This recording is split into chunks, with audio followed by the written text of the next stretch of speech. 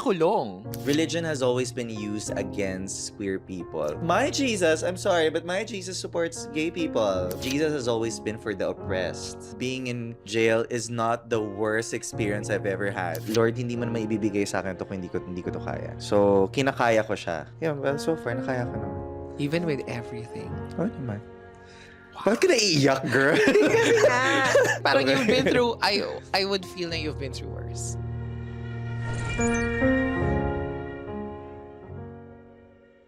Hi everyone! In today's episode, ang guest natin is no less than ang pinakasikat na Filipino drag queen ng 2023. The most controversial and talked about Filipino queen in the world.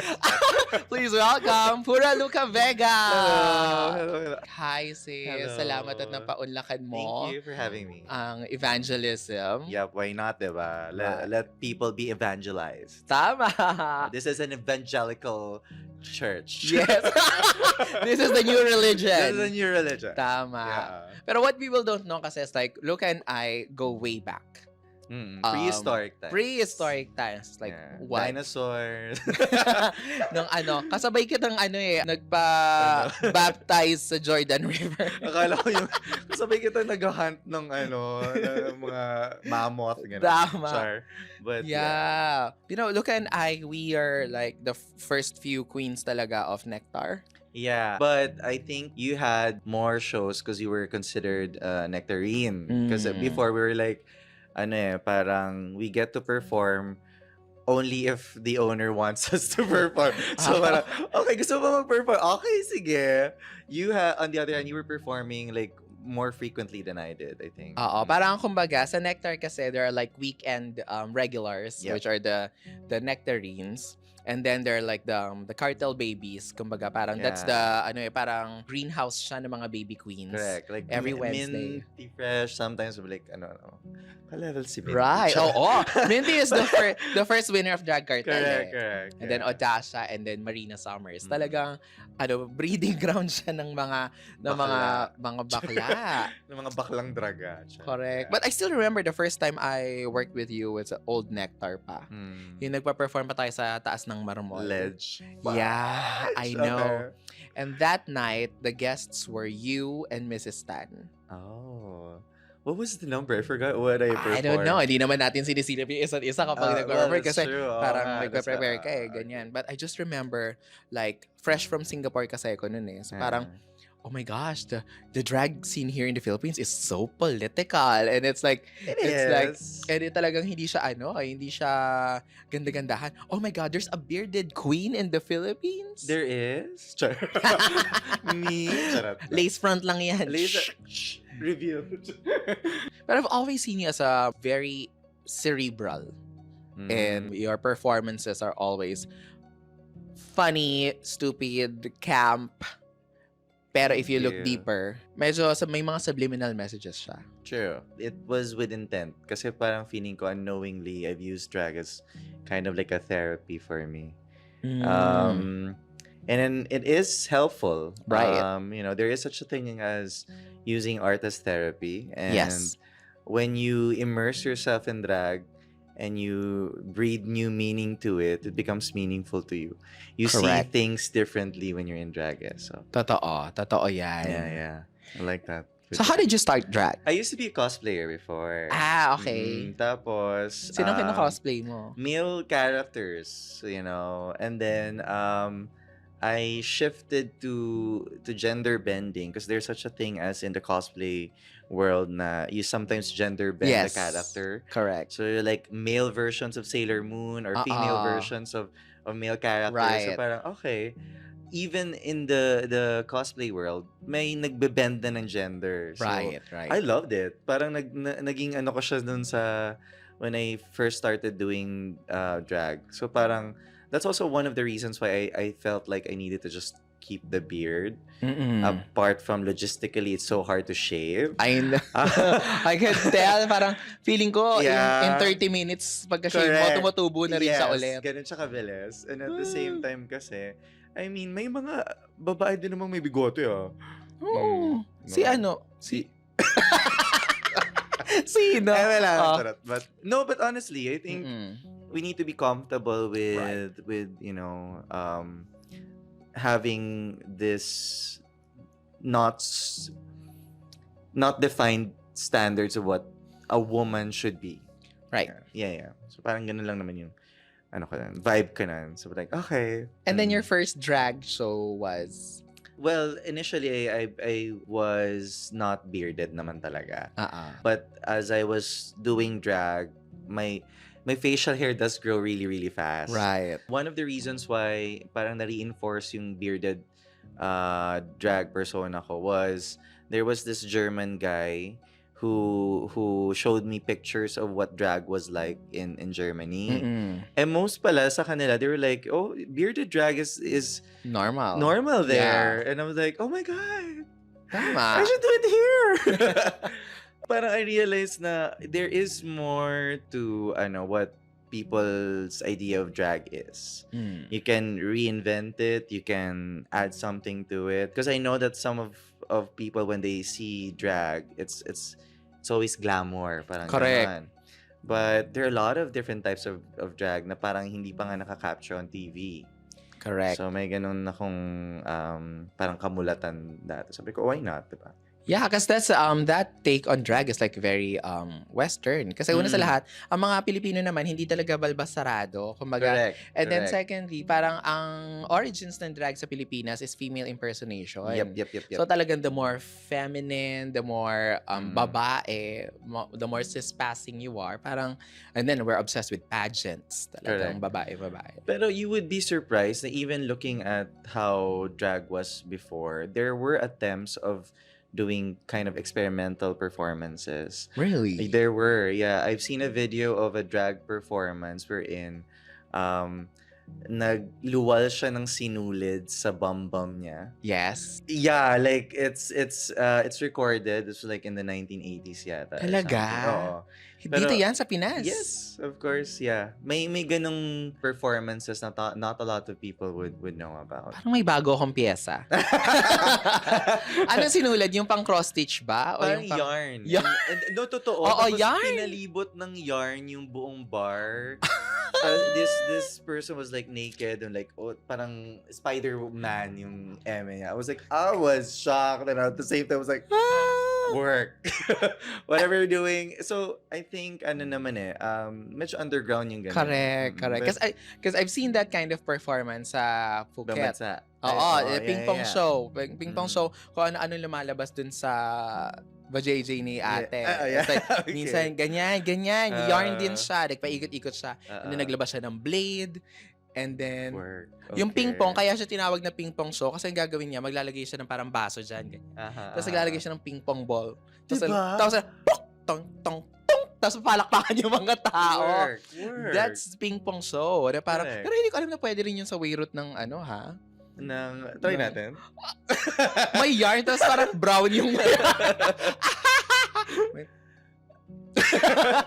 No, but I mean, why not? Diba? Right. I mean, it's a form of entertainment. It is a form of It's a form entertainment. of artistic expression. Correct. And then, I mean, even now, there are attempts to kind of go anti-commercial type of drag. There are, diba? I mean, you've been through Right. the shows hosted by Cryptos Latina, diba? House of Worship. House of Worship. Oh my So parang, goodness. all of these attempts to kind of like baliin kung ano yung idea ng tao what Correct. drag is has been happening din naman. Right. Because there are underground. Ba't nga ba siya tinawag na underground? Kasi the spaces were not readily available. There is a reason why it's not commercial kasi nga, not a lot of commercial spaces would actually cater to these types of entertainment. So what happens is you make your own. I think it's similar to parties.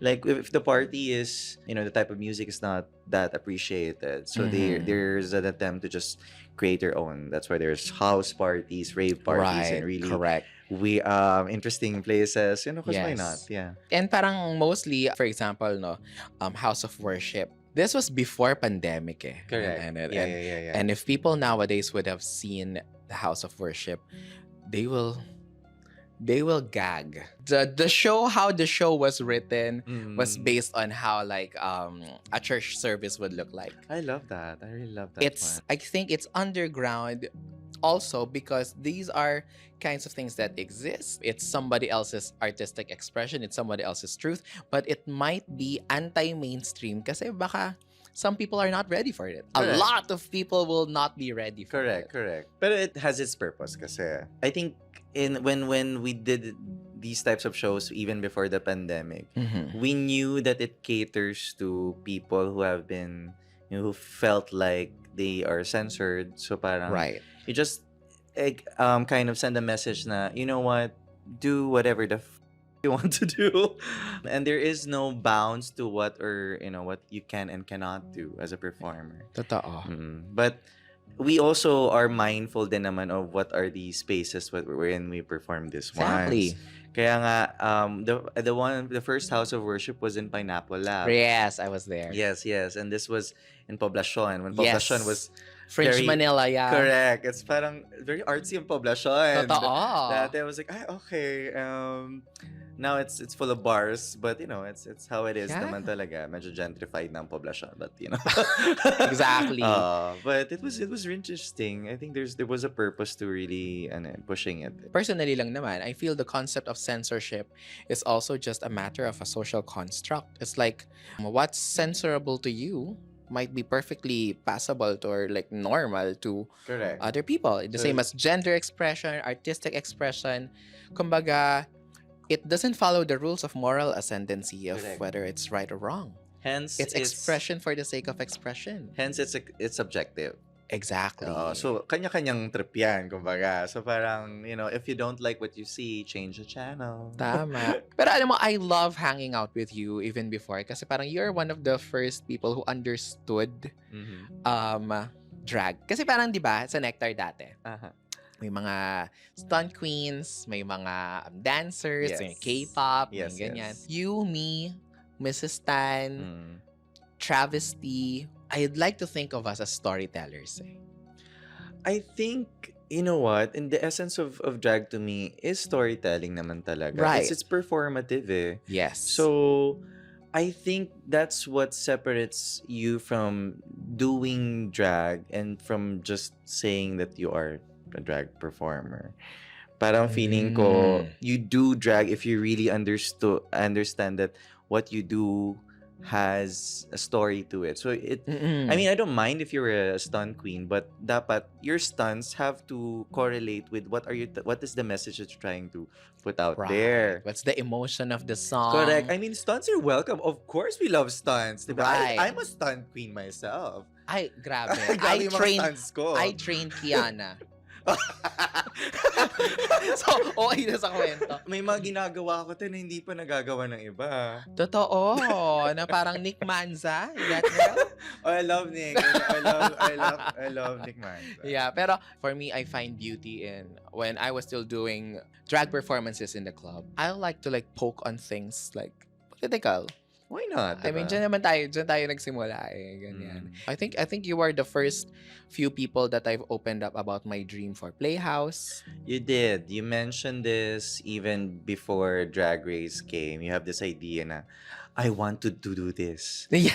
Ako naman, go girl, do it. Yeah. I'm like, walang nagpipigil sa'yo. Go ahead. Totoo. And I think you've managed to do that specifically when the pandemic came. Kasi you Right. were one of the spaces in the virtual, I appreciate it. It made me feel like you will never stop gay people from having a party. Diba? Like Totoo. inuman is what they call it. Like, Zoom inuman. Zoom, yeah, girl. I was living for it. Like, nasa kwarto lang ako. Oh, sige, magdadrag ako. Importante sa akin to. Correct. Oh my God, the Zoom parties. Yeah, Oo. it was amazing. It only shows how creative we are as queer people na gagawa tayo ng paraan para makapag-party. Kasi it's important. People kind of downplay the importance of throwing a party. Right. Parties are important to kind of revitalize how you are in this very crazy world we live in. Correct. Kasi if you keep on thinking about how evil this world is, baka hindi ka na maging creative on how to solve it. So a bit of party here and there does help you rewire and refocus on what you needed to do in Totoo. life. Oo, Oo ganun nga, din siya, te. no? Ate, importante ang parties because it's a social event. It's community. Yeah, that congregation of energies and souls, and something that assures you, plain and simple, you're not alone in this world. Correct. I've been very grateful with the parties that Drag Playhouse did before. Kasi talagang, it made me feel na during the pandemic, like, hindi ako nag-iisa! Hindi ako Oo, nag-iisa! Pagod ako, stress na stress ako. I was a healthcare worker back then. Yeah, you were So, for... I did not renew my contract with UH because Okay. I have better opportunities na. So, Right. Oh my gosh, oo nga, pandemic thankful naman ako days. doon. So what do you do now outside of drag? I'm actually part of an NGO, Rainbow Rights. Yes, I Yes. saw on Facebook nga pala. Yep, they help people, the LGBTQIA plus community, and specifically if they needed legal advice, just in case they've experienced discrimination.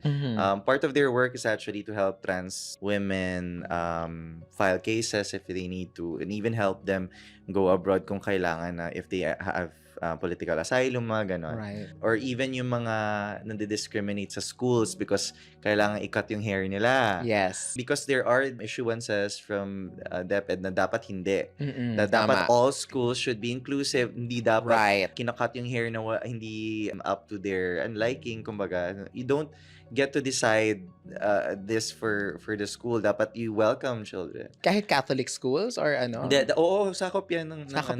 Department of Education. Wow. May mga ganong issuances. Minsan kasi you just have to remind these schools. Right. Although, of course, it's their school. They make their own rules. But also It's you not have absolute. to respect Human rights. Yes, and also not to be discriminative then. I think there are ways naman kasi to accommodate the trans kids. Tama. Diba? I mean, we don't exclude them. Girl, no. Yeah. Oo. Rainbow Rights kasi helped me with the cases. They were the first to really help me, accompany me to go to the courts.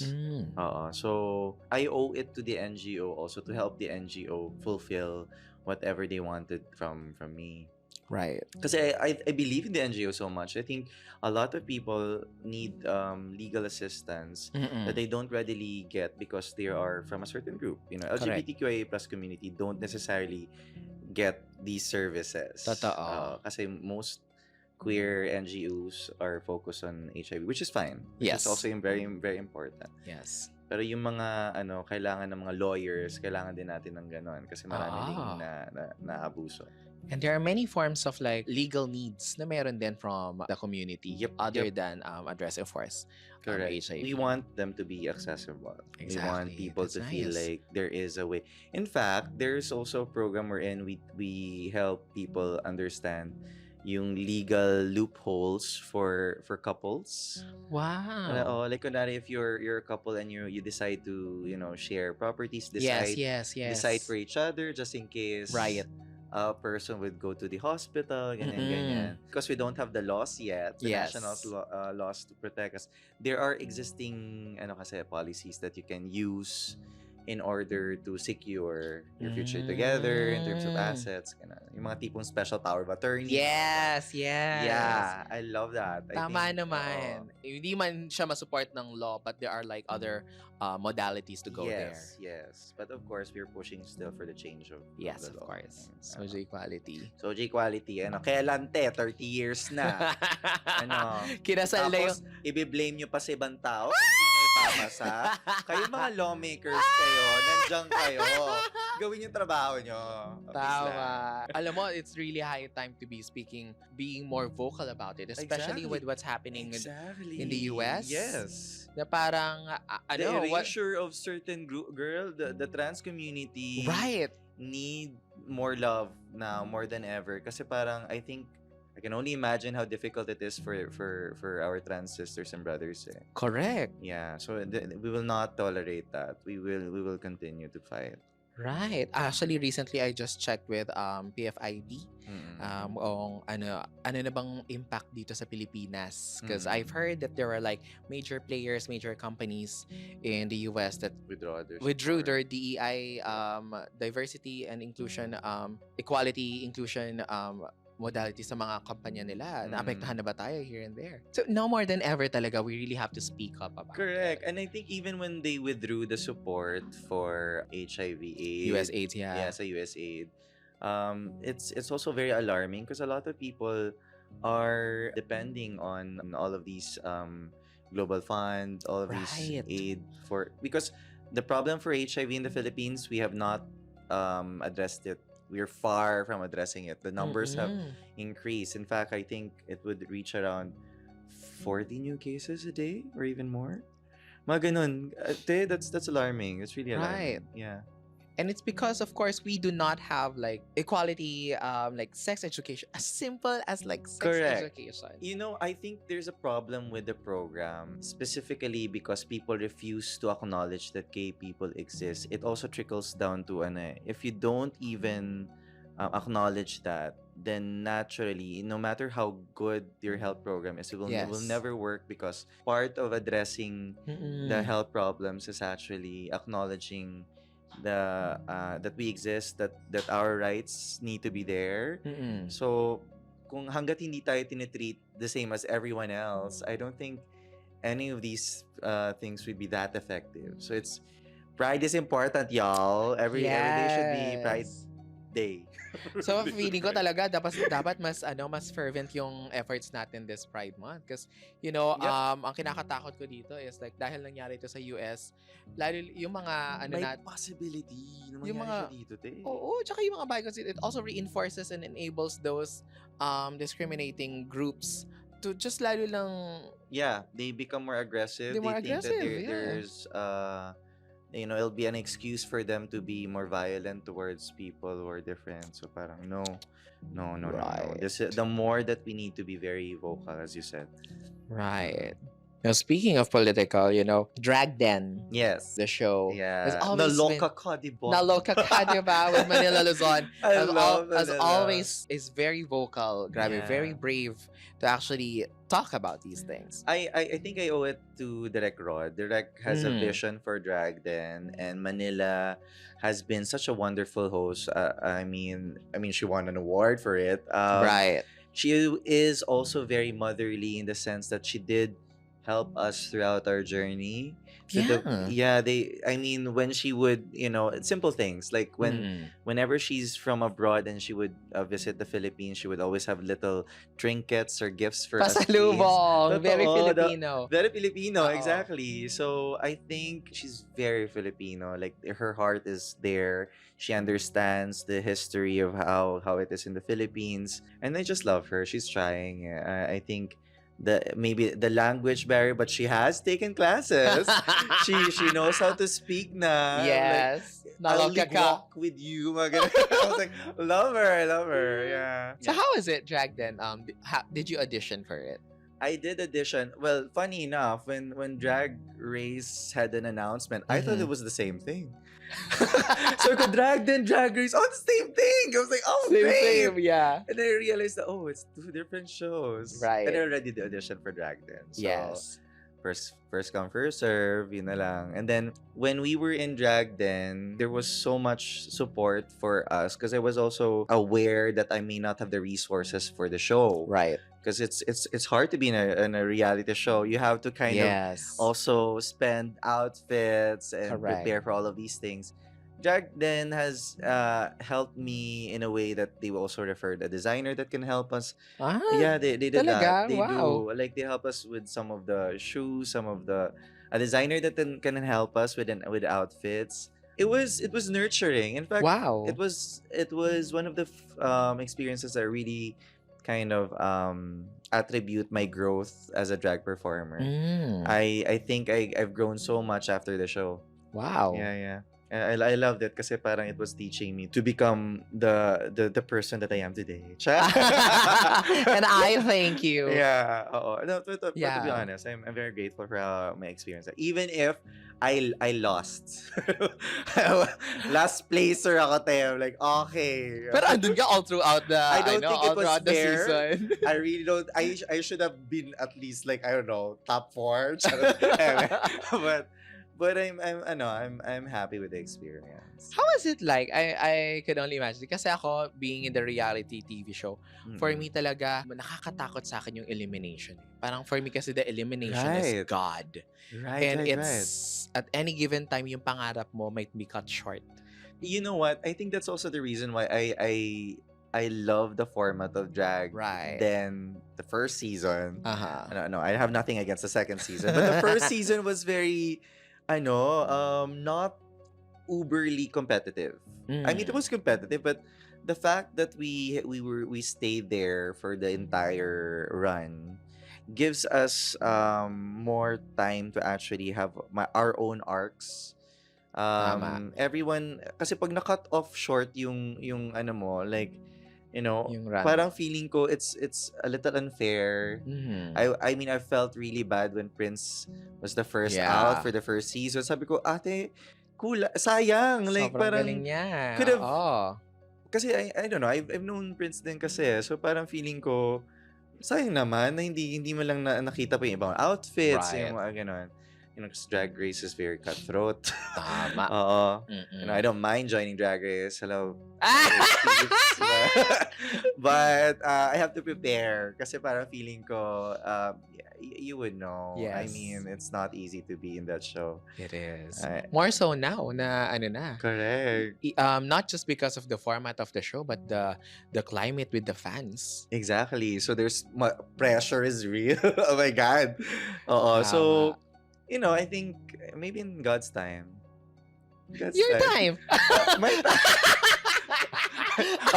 Kaya galing yung joke na yun, Eme. Go. Right. Go. Right. Well, nasabi mo siya kanina eh. Pero What did I if given a say? chance, mag-audition ka for Drag Race. Why not, diba? Any hole is a Is a goal. goal. So if Drag Race is, open, I mean, I'm open. We should talk. O kunwari papasok ka sa Drag Race, anong entrance line? Secret na lang muna. Yeah, I don't want to give too much away. It will be exciting, no? Really? You think you would be excited? I'm not so sure if people I will be excited. Alam mo, people need to see the version of you that they need to know Luka, the articulate and intelligent queen that you are. Grabe ka naman. Totoo! Can you repeat that? Luka, the intelligent and articulate queen that you are. You're too kind, Eva. I'm not that intelligent. Hindi pwede yun kasi you're not that pretty na nga. Tas kailangan mo lang mamili. Ano ka ba? Yun nga yung saving grace ko. Yung ganda ko eh. Pero sige, okay. No, of course. I'm just sige. really excited to see what you have to bring to the table. Kasi nga, yun nga, like you said, you're a breed of your own. Well, yeah. You are the only one in this lane. In the Philippine drag scene. Okay, I think queens naman have their own stamp, I think that's what makes you a really good queen because you have an awareness. Mhm. You yourself din naman, you have an awareness of what you can do that most queens probably are struggling with pa, and you know that you can offer this. Right. Every queen has that. I think na I may not be this queen, I may not be that queen, but Tama. I am this queen and I can offer this. This is Tama. me, ganon. Yes. Oo. That's very true. That's Like very ako, true, I yeah. feel it now after Global All Stars. Exactly. You're a marketing genius. So para sabi ko, a lot of queens need to learn from you in terms of marketing because I don't know how to market myself. So I ano lang ako, ganda lang kasi talaga meron ako. Wow. Totoo. But how would you describe Pura Luka Vega as parang you're outside looking in? I am very grateful kasi I think I would always describe Pura as my conscience. Like a vessel. Kasi parang feeling ko, I'm not able to express myself fully if it weren't for my drag persona. My drag persona reminded me that the limit does not exist. Ah, Ganon, oo. tama, But tama. no, the limit does not exist. Right. My drag was there to kind of help me get the confidence that I lost as I was growing up. Because it's easy to lose your confidence as a queer person eh. Especially when you're reminded by society na parang hanggang dito ka na lang, sorry. Oh no. Hindi pwede yun. Like, my drag would be like, no. No, girl. Yeah. Like, regain that power. No one should tell you na hanggang dito ka lang. So you've been through that kind of experience. I've been through a lot of experience. People, I mean, I make a joke out of this, but I think being in jail is not the worst experience I've ever had. True yon. Like, parang, girl, okay pa yung may kasama ka sa kulungan na parang buddy-buddy lang kayo. Or like, oh, talking about life? Ah, great. Oh my gosh. I've had really worse experience than that. I'm not kidding. But yeah. Sige. Gulat ka. I love it. I mean, parang, oh. No, we're going there. Yeah, Okay. girl, this is cheers. cheers. Cheers. Nope. Siyempre, ito talaga yung controversial na nangyari sa'yo. Yes. And I think it's controversial talaga in so many ways. I don't even get why it's that controversial. I mean, you've seen in other countries, in other cultures, it's pretty much open. And I think parang, I mean, at the time that I was, I had an issue in that Drag Race Australia had a snatch game. And the winner impersonated Jesus. I'm like, great girl. I'm so happy you won, girl. I'm like, whoa. Totoo. Right. But take me back on that night. Yes. What was that night?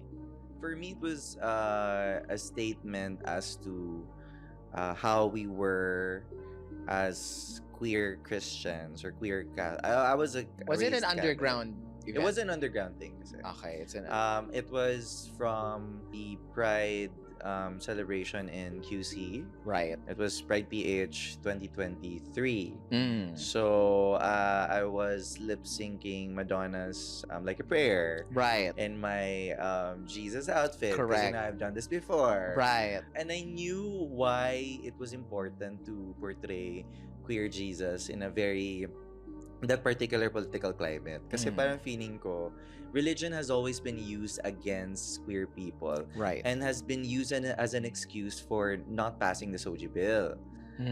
If you go to the Pride celebrations, there's like a small group of like church Bible thumpers there. Right. Parang, oh, being gay is a sin. I'm like, oh, okay, girl.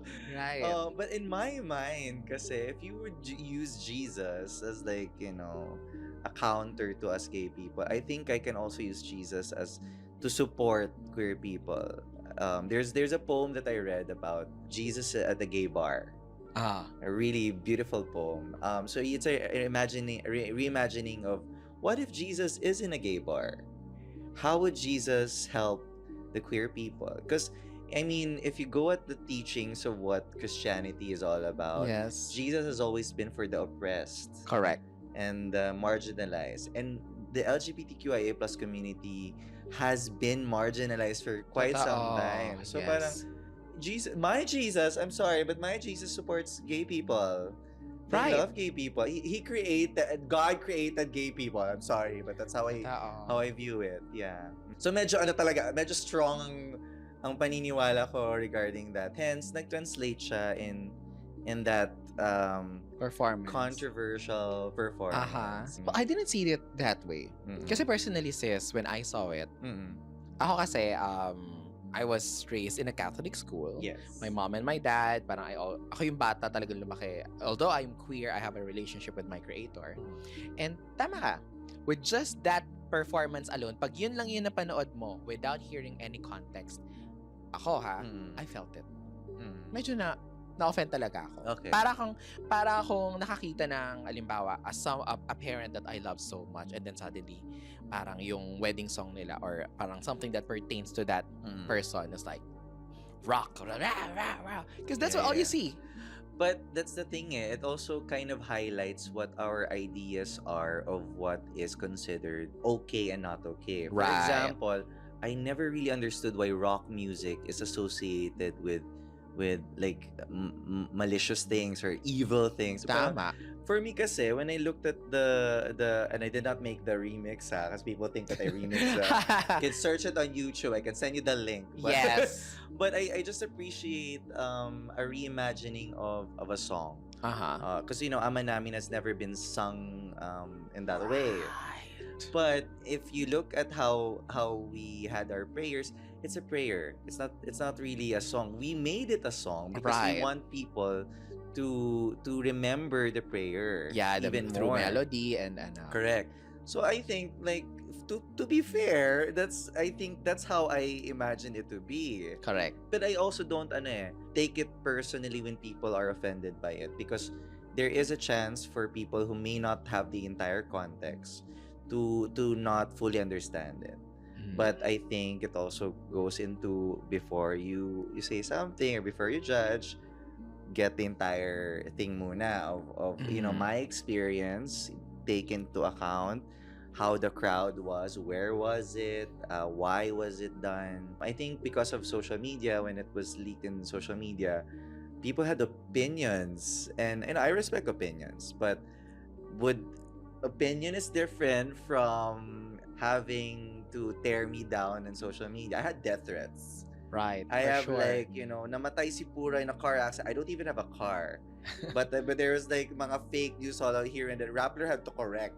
Right. Like, ay, hindi pa po siya patay. Gumagano si Rappler. I'm like, thank you, Rappler. But I mean, it was a weird time. I was like, people were like, oh, they're really after me. And I'm like, and then I felt like, no, I don't think this is just about my performance. I think this was like homophobia. I whether they admit it or not, because I can tell you, I'm not the first person to actually use Jesus as an inspiration. There are plenty of creators that have used Jesus as to impersonate Jesus, and yet they don't get a flag. Right. Not to, I don't need to mention, but you know who you are. Pero parang more than the impersonation, it was the use of the song.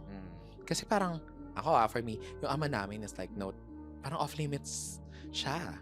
Kasi parang sobrang hindi siya off limits for me. For me, yeah. Like parang siya, I've seen you impersonate Jesus. You did this before at Nectar. Nectar even stood by you. Na parang, no, this is art. This is art.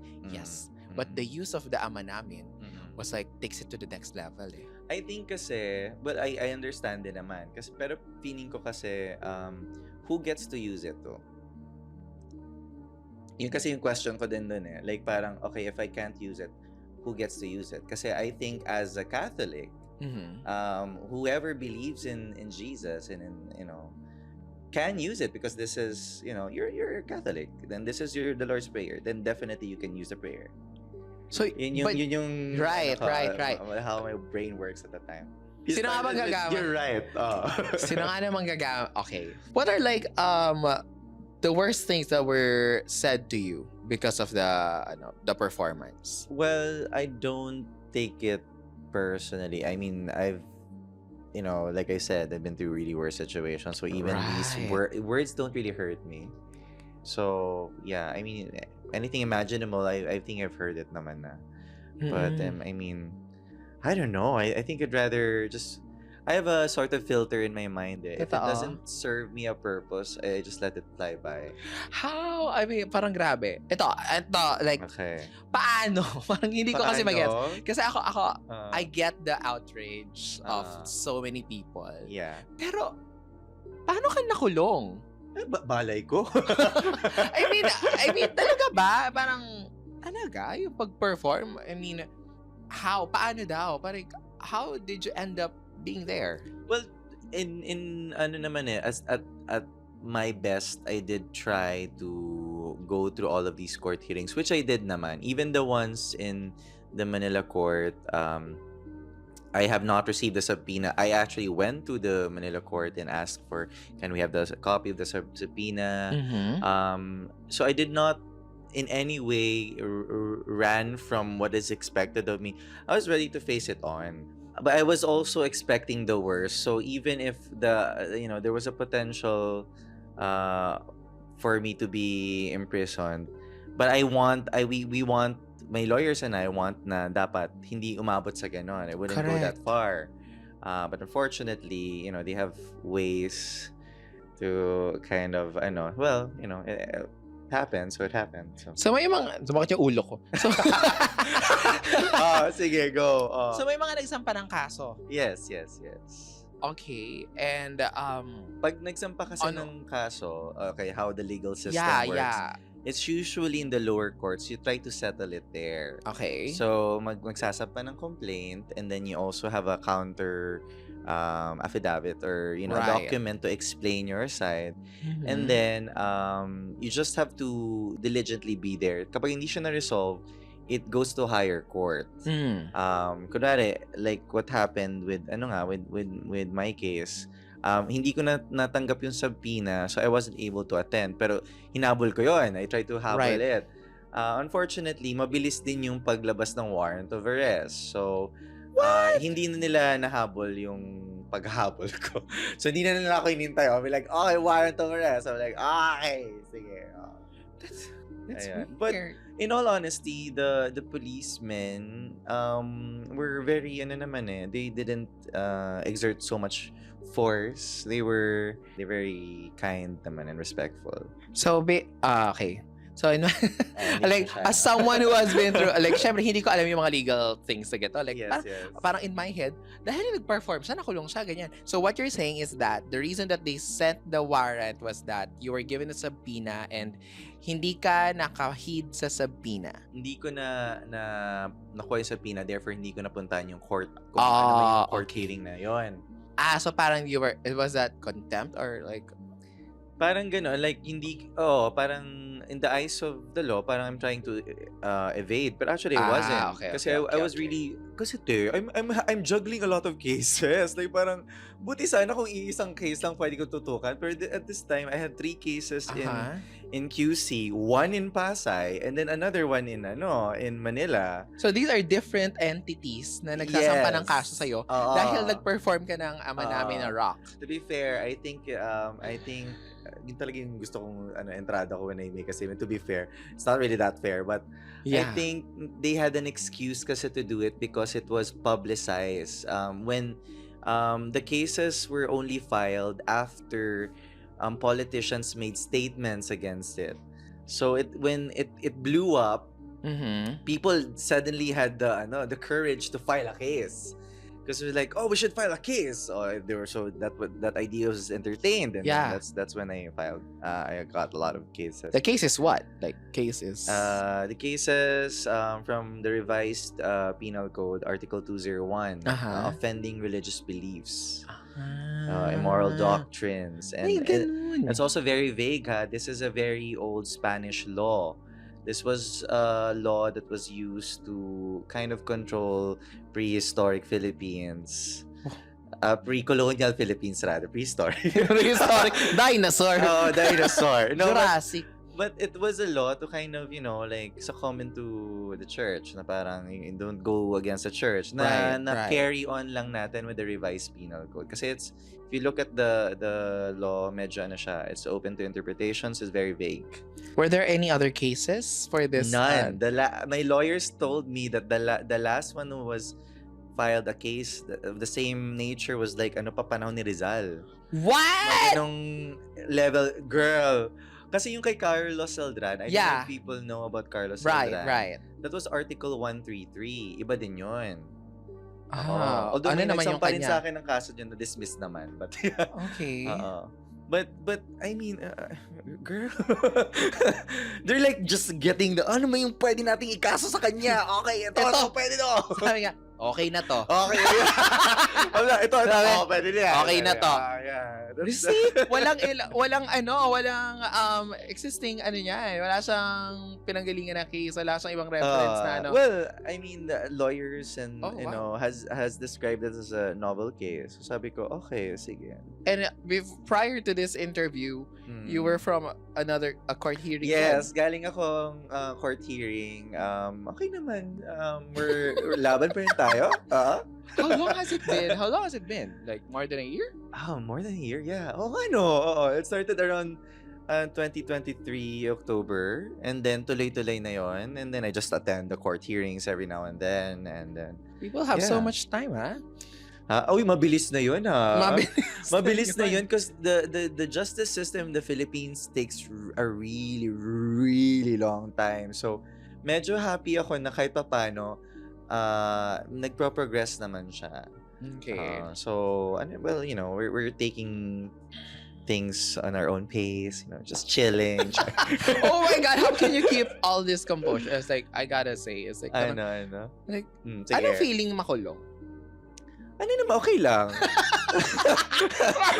Hindi naman Okay gusto mong lang. ulitin, no? Hindi naman, Parang- pero minsan kasi, alam mo, nilalaro ko na lang sarili ko. Pero Oo. parang feeling ko talaga fantasy siya. Totoo. Minsan, may pagka, alam mo yung Lindsay Lohan got a mugshot, like for DUI, something gano'n. Pero, okay, go. You had Lady a mugshot. Gaga. Oh my God.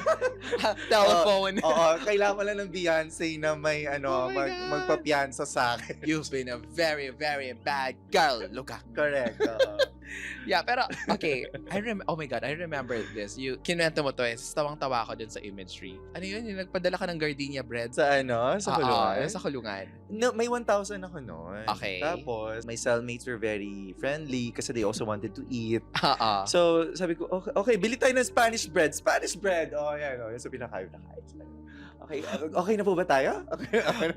Ayun. Yun, I mean, think I was just happy to help at that time. Kasi talagang, you can see how hungry they are. You know what? Hindi nakakakain ng mga tao sa jail. Oh no. Oo, that's the reality. Kaya pag may mga bumibisita, dun sila I mean, Didi Holiday, gustong-gusto nila yung binigyan ng pagkain ni Didi. Bumisita kasi si Didi eh. Oo, and they appreciate it. It was like lugaw na may toppings. Wow. Yeah, it was nice. Ano ba? Pero parang for me lang kasi parang yung image ni Jesus na nagbibigay ng bread sa mga... Hindi ko naman intention, pero parang naging parallel kinemos. Yeah! It's like the parable of Pura. True. Tapos, ang kinaloka ko pa doon is 3 days lang ako sa kulungan. Okay. So parang nag-joke pa yung lawyer ko sa akin na, parang Jesus nga, 3 days ka lang. I was like, hindi ko naisip yun, but okay. 3 days, 2 nights na staycation. Parang gano'n. Like, okay. Believe it's staycation. Pero after all that I've been through, I think the best that you can do, I mean, when you have a very difficult situation that you have to go through, right, is really just learn from it. And I have learned a lot kasi you get to interview and know a lot of people inside the cell how it is exactly as a Filipino na nandun ka sa loob. Ano yung conditions, paano nga ba yung dynamics ng police tsaka ng mga nasa loob ng piitan. And ako, it's not something alien to me because I used to have an uncle who is in Bilibid that I used to visit. Okay. Well, thankfully, he got out naman na. Okay. But, I mean, I understand how it is, when you talk to people who are deprived of liberty. Yes. And they're still human beings. Right. And like, we also need to protect their rights. Correct. Because some of them, hindi rin masyado nabibigyan ng pansin. So how's your family with this? Okay naman. Nakakalimutan. Siyempre, mag-expect ka parang, oh my God, okay lang. Okay, no, Pero, like, to what degree, like, to what extent is it? Like? Well, I mean, my mom has been, very strong woman. Yeah. A devout Catholic. I could only would imagine. go to church Wow. every day. I think that's also the reason why hindi naman talaga nawala yung Catholic faith, because one of the things that reinforces it is my mom's love for Catholicism. So na-carry ko yun. Like, if you go to my house, I have my Santo Niño and Nazareno and my mini altar, ganon. Yes. And I talk to them because my mom says, talk to them. I'm talking to them. Ayun. Although it's weird lang kasi you're a queer person, so iba yung way mo, but it's the same thing. I see it as that. So my mom is in the province, taking care of herself, and my stepdad who has Parkinsonism, my sisters are in school, my brother is working.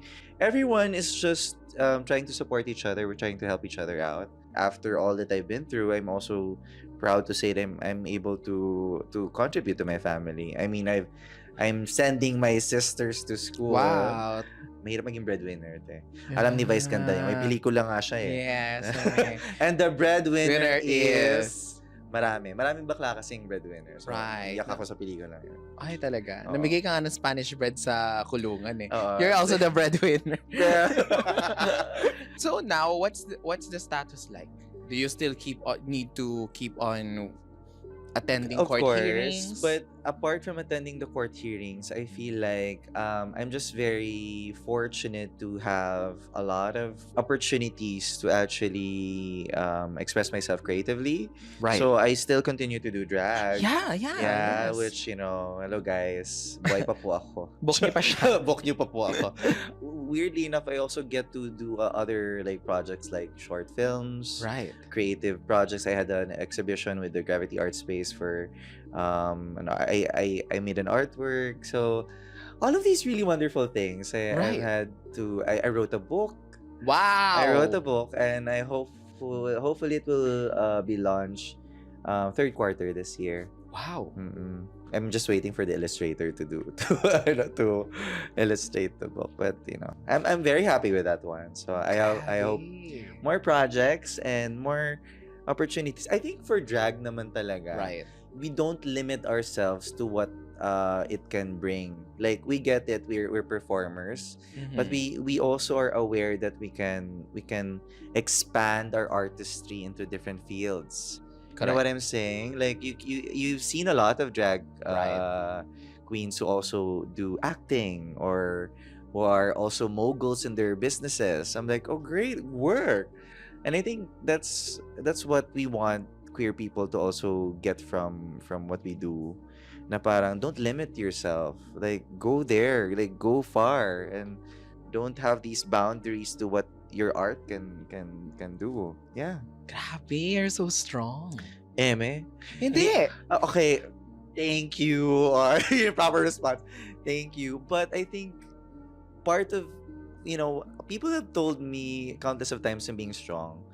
But sometimes kasi it could be translated as I'm just not having any of it anymore because I got tired. There's a point of being queer na parang you get tired. I'm not getting what I'm supposed to get. So hence, it comes off as being strong. But actually, you're just fed up with how it is, how the system works. Right. So, I guess that's strength. So, thanks, I guess. Yeah, because I really feel that, of course, again, as a Catholic, as someone who have felt it, disdain or offense to what happened, everything that you have gone through, a year after over yung case na hinahabla sa'yo, it's like, ano yan? Parang, I think this is really something that is blown out of proportion.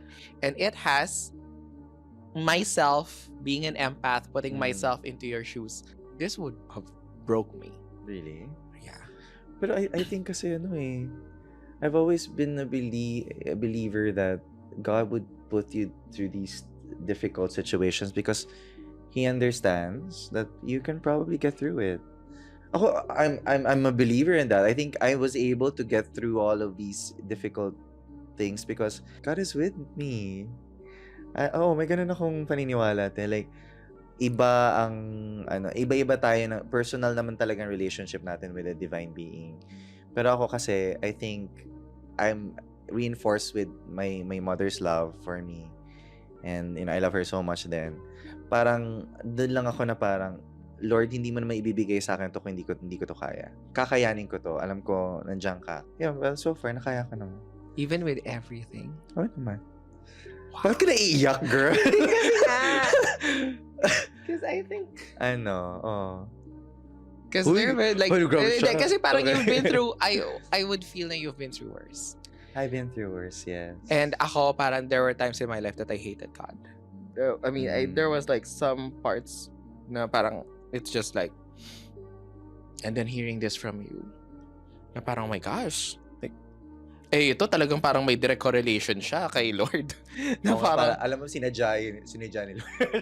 parang, karma ba to? Galit ka ba sa akin? Hindi naman. Parang, but I never, wow. You know what, but I understand kasi there's this narrative kasi that you were made to feel bad . I grew up in the Catholic Church. dun, isa din yung sa reason kung bakit medyo nalayo din ako. Kasi, paulit-ulit na inaano sa akin na, kasalanan maging bakla. Totoo. So, parang feeling ko, parang hindi naman, wala naman akong ginagawa masama. Pero I don't want it to be like, like, it's one over the other. You can be queer, and you can have a relationship with God. It's not something na parang you're queer and you worship the devil, or I mean, well, kung yun yung trip mo, okay lang, wala akong hindi mo kita gina-judge, pero like, you can have a relation, it can coexist. Basically, you can be faithful, you can have a relationship with God, and you can be queer. Being queer is not a sin. Yes. Ayan. Yeah, oo. Tama. As in, like, you can have a relationship with your creator and still live your truth. Correct. Oo. Like, wow. Kaya mo pa ba? Oo, parang naano lang. Because it's a lot. It is sis, a lot. And you've been very, very, very strong.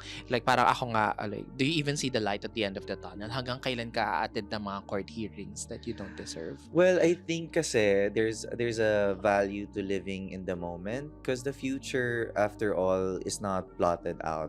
But there is there's hope naman eh. And I don't want to lose hope, because hope is what we cling on to. Just, you gotta have faith. You gotta have you have to be hopeful for the best, but you also have to make the best out of what you have right now. Kasi the gift of life can easily be taken away from you. We're only passing in this world, like, ate, 'di ba? Like, we only live once. Sorry, pero you have to make it worthwhile. I've lost a lot of friends who are died young. Wala kang control of when your timeline is hanggang dito na lang. Ang ano lang talaga, the best we can do is lang tayo, like, Lord, pahingi naman ng extension. Ganun lang tayo. Lord, pa-extend naman, konti lang. Ganun. Or, dagdagan mo rin, habaan mo pa. I mean, up to you. Ayun. You appreciate life more if you focus in the now. Being present in the now. Not worry about the past, and certainly not be anxious about the future. Because right now, this is what you have. The people around you is what you have. So make it work, And don't get up, as what RuPaul would say. This is a lot, like, coming from someone who's been through all this. Yeah. For you to talk about faith, for you to still even have the faith. Because I think they're trying to destroy that to me. They're trying to get that away from me. I hate that. Like, parang, why would you even take my narrative away from me? Because that's been used in the courts, like, right, in terms of intent, in terms of, like, oh, you intentionally, no, that's not what I hate when people kind of talk on my behalf. Yeah. Because for the longest time, people have made, were comfortable with talking on my behalf. They did not really hear my side. Because ang dami pang kumita sa YouTube, and they're making content out of my demise, diba? So, parang, for me, I was like, you know what, just see it from my point of view, and then maybe, But hindi naman nawala. Like I said, I've always been a Catholic. Might be different from how people would understand it, but my belief system has never wavered, because I see it in my mom. I love my mom so much, and my mom believes in the miracles of what Jesus can provide, and so I'm like, thank you, Ma. I guess you just go for what you love, and you never. I'll just keep it like that. One question. Sige. With everything that you've been through, was there a point in your life na parang, kasi I think you've been through a lot, yung I've mga been through a lot, hearing, yes. bukod sa pagkulong, until now, a year after, you still need to go through court hearings. It should have impacted you, your work, your family, everything. Was there a time na inisip mo na parang, kung hindi mo pinerform yun, this would not have happened? I did think about that, but the reality is I can't go back. And at the same time, kasi I don't want to also go back, because I think in hindsight, it served its purpose. I don't want to be too hard on myself, because I really did have a clear intent as to why I did it. Yeah. At the end of the day, you just went through it. If I wouldn't say it was a mistake, kasi parang feeling ko talaga hindi siya mistake Until for now, me. no? Yeah. Oo. And you're also allowed kasi to explore what you can do in this life. Just as long as you owe up to what you've done and you're there all throughout. Like, hindi mo binitawan yung ginawa mo. That is, I think, what makes you an artist. Kailangan mo kasing panindigan kung ano yung ginawa mo. Kasi alam mo kung bakit mo siya ginawa. When you perform numbers, 'di ba? You kind of hate it when people kind of like na dapat ito yung ginawa mo, dapat ganyan ginawa. Yes. 'Di ba? Sa parang gets ko you have inputs and I understand and I'm willing to listen to your inputs. Right. But at the end of the day, it's the artist's call or decision that and as a human being, that decision is given to you. That's your right. You have the right, the power to decide on certain things. I don't want people to decide for me. I want to decide on things. Grabe. So I think that's you might not be aware of this, but you've been doing it din naman. You're deciding for yourself, and it gives you power. You know, Right. that's what you need. Because a lot of people no longer have that power to decide for themselves, which is also very sad. That's what makes them na parang powerless. Kasi nga, you know, even their health, they can't decide for themselves. We don't want that. We want people to really, you can decide for yourself. What do you want to do? I've never met anyone with so much clarity in your knowing. Maybe it's the drink. Maybe it's the coffee. Maybe it's the But- coffee. But for what it's worth, it's like wow. Mhm. Wow, sis. It's like Yeah. people. There will always be people who will not believe in what you're trying It's to okay. say. I think very ano din naman ako. I'm very open when people don't understand. Right. Because, you know, I can't make people understand. If the shoe doesn't fit, then it doesn't fit for them, you know.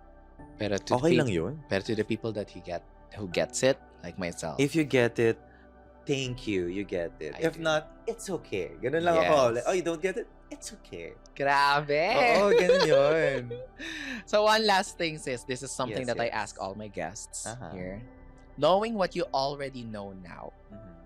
what would you have told yourself previously? Previously, how long do I need to go back? Up to you. Like, do you want to talk to yourself prior to the incident or to a dark time in your life? Knowing what you already know now. I think I should have loved myself even more, but I did try naman. I Right. think there was a point in my life wherein I forgot to love myself because I feel like I was not that loved or to be loved. I was not worthy of love. And I don't want younger generation people to feel that way. You have to love yourself because, you know, when you grow up, there's no assurance that people will love you. So you have to love yourself. Sabi nga ni Tita Whitney, the greatest love of all is learning to love yourself. Tama. And it does apply. Like, Right. there was a point in my life that I forgot to love myself. And that's when I experienced a lot of like dark times in my life. Right. And then I realized that the secret really is just love yourself. Forgive yourself also. Allow yourself to make mistakes. You know, if you fail faster and then rise up quicker if you can. Right. Ganun lang, live through it, but you know, you're human. You're of course you're gonna make mistakes. No one's perfect. Right. Pero the quicker you make mistakes, the more mistakes you make, the better you become at doing things. The better at how you're handling a lot of things. Right. So, you know what? Fail more. Fail Fail fast. faster. Yeah. fail fast. Has Yeah. to say. Ganun lang. Live your life lang. Parang hindi siya galing court hearing. Oo, live your life lang Oh my talaga. goodness. Prayers, ganon. Oh my God, but you're so strong. Thank you. Thank Thank you for sharing Thank your you, sis. Thank you. for sharing your experience and Oo like, sharing your naman. lessons. Right? So that's it for today's episode. If you like this episode, don't forget to like, share, and subscribe. If there are any things you want to tell Luca, huwag niya na bash. Hala, mamaya mabash yung channel ko. Lagot Ala- sabi, ay, iksi ng shorts mo. Paurong nakikita ko. Well, that's Ganda nga ng legs mo eh. tama. Thanks to Montinola Aesthetic Clinic for my diode and my maintenance. Aray. Makapagawa ka sa Montinola. Tama. Yes, and that's it. So thank you so much for joining us today, and we'll see you in the next video. Bye. Thank you. That was so good. That's good. That was so Thank you. Thank you. Yeah, you're so strong.